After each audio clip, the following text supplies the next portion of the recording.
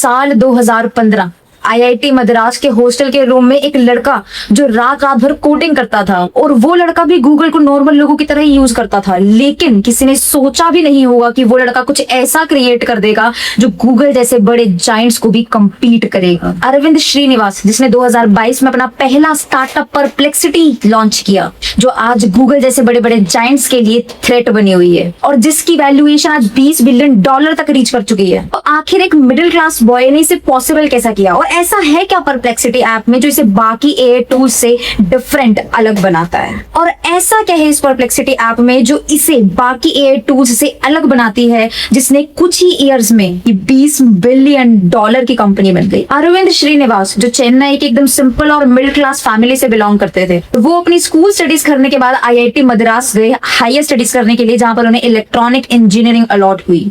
जहां एक तरफ अरविंद के दोस्त अपनी सोशल और कॉलेज लाइफ को एंजॉय कर रहे थे, वहीं दूसरी ओर अरविंद अपनी मशीन्स को इंटेलिजेंटली थिंक करवाने का सोच रहे थे। जब उन्हें मशीन लर्निंग का मतलब भी नहीं पता था, तब उन्होंने अपने कॉलेज में एक मशीन लर्निंग कंपटीशन में पार्टिसिपेट किया, तो ऑलमोस्ट बिना प्रिपरेशन के उस कंपटीशन को भी जीत लिया, और यही उनकी लाइफ का सबसे सबसे सबसे बड़ा टर्निंग पॉइंट था। यहीं पर उनकी डायरेक्शन उन्हें डिफाइन हो गई, जिसके बाद 2017 में वो यूएस बार्कले चले गए अपनी हायर स्टडीज के लिए, जहां उन्होंने कंप्यूटर साइंस में पीएचडी की। इसी के दौरान 2018 और 19 में उन्होंने open AI, Google brain, deep mind जैसी कंपनीज में इंटर्नशिप की, और यही अरविंद को क्लैरिटी मिल गई कि परफेक्ट सर्च का मतलब ही एडवांस्ड एआई है। और फिर नवंबर 2022, जहां पर लोगों का मतलब इंटरनेट से सिर्फ गूगल था, वहां पर इंट्रोड्यूस हुआ चैट जीपीटी। और जब लोगों ने इसे एक्सपीरियंस किया तो ये रियलाइज किया कि कंप्यूटर सिर्फ आंसर्स ही नहीं दे रहा, वो कंटेक्स्ट, लैंग्वेज और यूजर्स की इमोशन को समझकर आंसर्स प्रोवाइड कर रहा है। बट प्रॉब्लम ये थी कि चैट जीपीटी में भी कुछ अपनी लिमिटेशंस थी, जैसे कि रियल टाइम का अनअवेलेबल होना और वेरीफाइड सोर्सेज भी विजिबल नहीं होते, और इन्हीं सब कारणों की वजह से यूजर्स फुल्ली ट्रस्ट नहीं कर पाते थे। बट कोई लिंक्स या सोर्सेज शो नहीं करता था। एग्जैक्टली यहीं पर एक मैसिव गैप एग्जिस्ट करता था, और इसी गैप को फुल करने के लिए अरविंद श्रीनिवास ने इनिशिएटिव लिया, और यहीं से इवॉल्व हुआ परप्लेक्सिटी का कॉन्सेप्ट। एक ऐसा एआई जो इंटरनेट से रियल टाइम डेटा फेच करे और कंसाइज समरीज में प्रेजेंट करे, और हर साइट के साथ क्रेडिबल सोर्सेज भी डिस्प्ले करे। बट यहीं पर अरविंद के लिए सबसे बड़ा चैलेंज क्रिएट होता है, जो था कैपिटल का, क्योंकि कटिंग एज एआई मॉडल बनाने में मल्टी बिलियन डॉलर्स इन्वेस्टमेंट मांगता है। तब अरविंद ने एक स्ट्रैटेजिक थिंकिंग अप्लाई की। बाकी एआई मॉडल्स की तरह खुद का मॉडल बनाने की बजाय उन्होंने दुनिया के बेस्ट मॉडल्स को ऑलरेडी जो एग्जिस्ट करते थे उन्हें अपने एआई में इंटीग्रेट कर दिया, जिसकी वजह से परप्लेक्सिटी एक एआई एग्रीगेटर बन गया, जो जीपीटी, जेमिनाई और लामा जैसे मॉडल्स को एपीआई के थ्रू इंटीग्रेट करता और यूजर्स को सिंगल लाइन आउटपुट डिलीवर करता था। और इस अप्रोच से ना तो मैसिव इंफ्रास्ट्रक्चर कॉस्ट आई और ना ही किसी एक मॉडल पर डिपेंडेंसी रही। और सबसे बेस्ट चीज, अगर फ्यूचर में किसी भी मॉडल पर लीगल केस या क्लेम आता है तो परप्लेक्सिटी उसे इजीली रिप्लेस कर सकता है।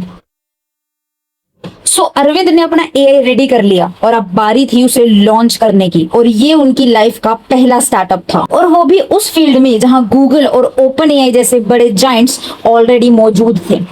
जिसके बाद 7 दिसंबर 2022 अरविंद ने 3 को फाउंडर्स के साथ मिलकर परप्लेक्सिटी को लॉन्च कर दिया। पर जो अरविंद ने एक्सपेक्ट नहीं किया था वो हुआ।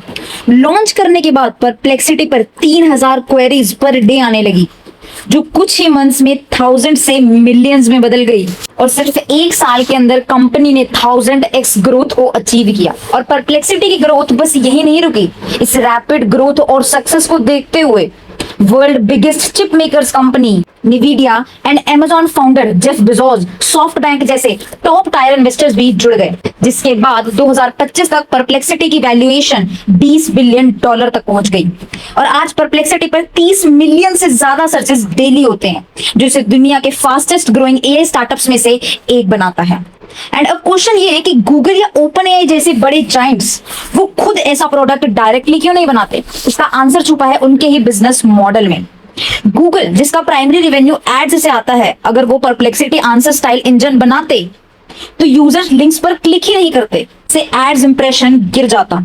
और दूसरी तरफ ओपन एआई और माइक्रोसॉफ्ट ने LLM और API सेल करके बिलियंस जनरेट करते हैं। और अगर ये एक न्यूट्रल AI इंटरफेस लॉन्च करते तो वो अपने ही कस्टमर्स के साथ compete करते हुए दिखेंगे। अगर तुमने इस पूरी वीडियो के अंदर एक बात नोटिस की हो तो अरविंद श्रीनिवास का जो गोल था वो एकदम क्लियर था। उनका गोल फ्यूचर इंजन्स का नहीं बल्कि AI आंसर इंजन्स का है। और ये स्टोरी हमें इंस्पायर करती है कि कैसे एक चेन्नई का मिडिल क्लास का लड़का $20 बिलियन की कंपनी खड़ी करने की ताकत रखता है और गूगल जैसी कंपनीज जो कि $1 ट्रिलियन की हैं उन्हें चैलेंज देने की ताकत रखता है।